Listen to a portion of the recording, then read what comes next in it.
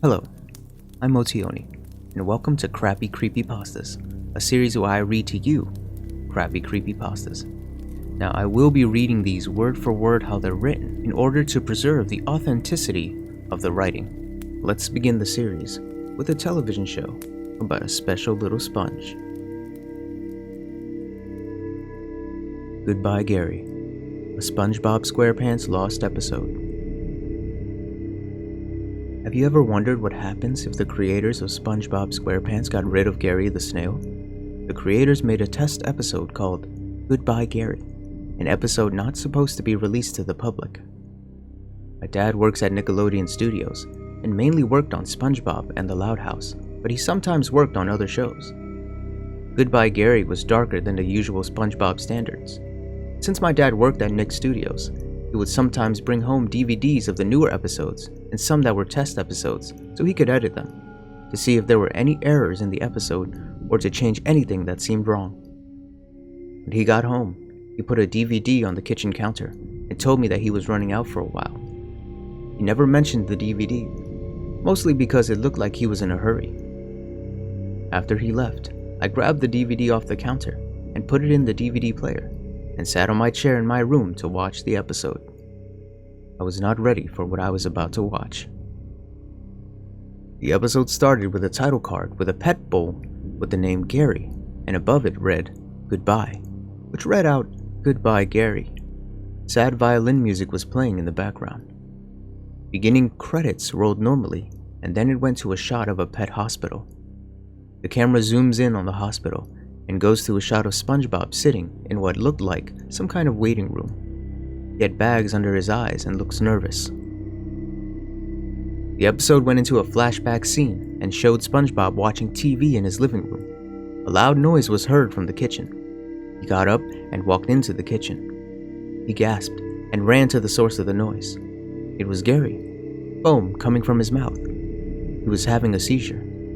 He looked over to where he found Gary and saw the bowl, upside down, with brown snail food all over the kitchen floor. The last part of the flashback scene was SpongeBob running out of his pineapple house, Gary in his arms. The camera goes back to the waiting room, with SpongeBob still sitting with bags under his eyes with a nervous expression. A fish in a doctor's coat came out and walks to SpongeBob. "Is Gary all right, doctor?" SpongeBob says, trying not to stutter. The snail food that he congested had rat poison inside of it. He had ate too much of it and died. "I'm sorry, SpongeBob," the doctor says in a depressed voice, putting a fin on SpongeBob's shoulder. SpongeBob begins to yell, so loud that it almost made me go deaf.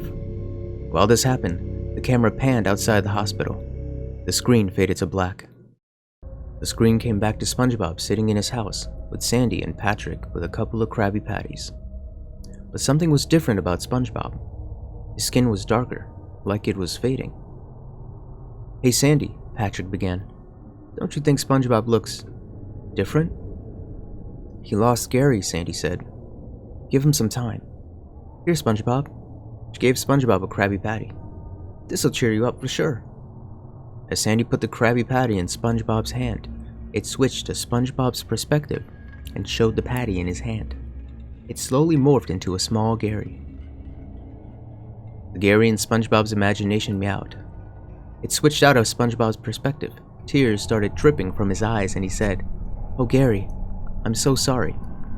I wish you didn't get poisoned." As he was saying this, Sandy and Patrick tried to tell him to be quiet, but they failed miserably. Squidward bursted through the door and screamed, "Will you cut it out?"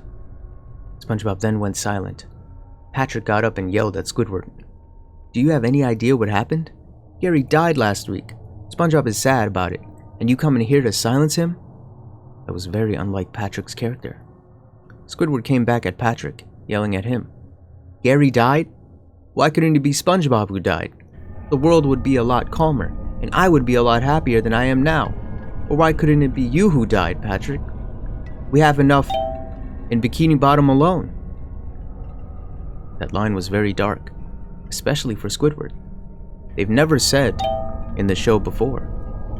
After he said that, SpongeBob got up from his chair. This is where it went downhill fast. "If you don't get the hell out of my house right now, Squidward, I'm going to kill you, SpongeBob screamed at Squidward, acting completely serious. Squidward didn't seem scared of him screaming. Oh yeah? What are you going to do? Hit me with your tears? Squidward said, laughing after he said that. SpongeBob finally got triggered. SpongeBob started running angrily towards Squidward, leaped up into the air, and jumping onto him. He started punching Squidward in the face, clawing at him. Sandy and Patrick tried to get SpongeBob off of him, but he just kept attacking him, pushing the two away when they tried to pull him off. Sandy threw a rolling pin at SpongeBob, knocking him off Squidward. When SpongeBob got punched, a realistic punch sound effect played. Squidward had a bruised nose, scratch marks all over his body, pieces of his shirt torn off, and a black eye. Squidward then yelled, "Get away from me, you psychopathic sponge!" and ran out of the pineapple house. He ran into his own house and boarded the entire building up.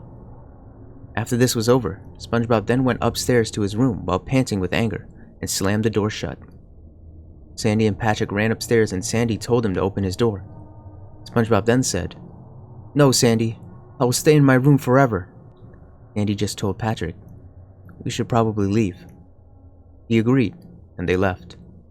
A time card appeared, reading, 2 weeks later, and then it transitioned to Sandy and Squidward in front of SpongeBob's house. Squidward's nose was finally healed from the bruising, but he still had some injuries on his body. "You think SpongeBob will be okay with me being here, Sandy?" Squidward said in a calm voice. "Yeah, Squidward, he's probably over it by now. Maybe he's not so worked up like last time," Sandy said.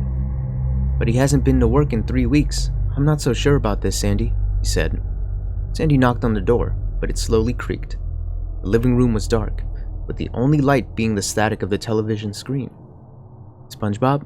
Squidward yelled. No response. "Hey, Squarepants, you still here?" Sandy yelled. Still no response. "He's probably still asleep," said Squidward.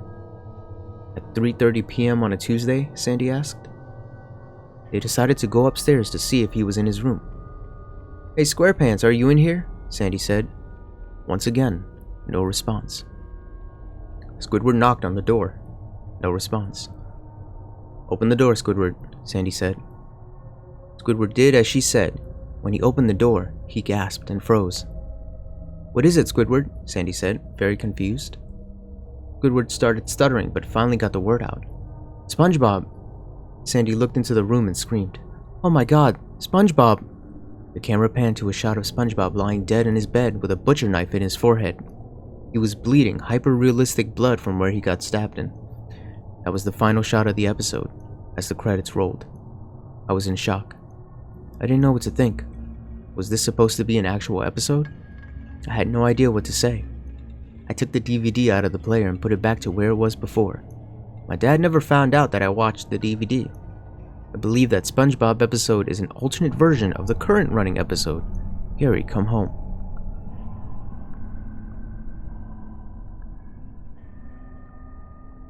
Thank you so much for watching. If you enjoyed, feel free to subscribe. I'll be coming out with more crappy creepypasta videos in the near future. And remember, to be kind, to be courteous, and to stay beautiful. I'll see you next time.